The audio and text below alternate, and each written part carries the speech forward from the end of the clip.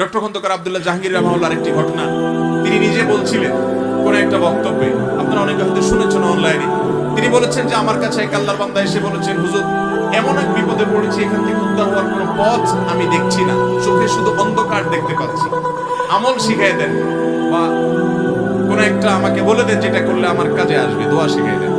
তখন স্যার রাহমাহুল্লাহ তাকে বলেছেন, আপনি ভোর রাতে উঠে, শীত হোক আর গরম হোক, আরামের ঘুম ছেড়ে ওযু করে, সুন্দর করে ওযু করে, লম্বা কেরাত দিয়ে লম্বা রুকু সিজদা করে, দুই হাত তুলে এবং সিজদায় গিয়ে আল্লাহর কাছে চোখের পানি ফেলে মনের মতো করে কথাগুলো বলবেন এবং এটা নিয়মিত কয়েকদিন করতে থাকেন।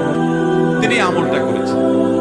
স্যার রাহমাহুল্লাহ বলেছেন, কয়েকদিন পরে লোকটা আমার কাছে আসলো, এসে বলছে যে ভাই, আমার নিজের কাছে অবিশ্বাস্য মনে হচ্ছে যে আল্লাহ তাআলা আমাকে এইভাবে উদ্ধার করবে, আমি কল্পনাও করি নাই, আমার সমস্যাটার সমাধান হয়ে গেছে।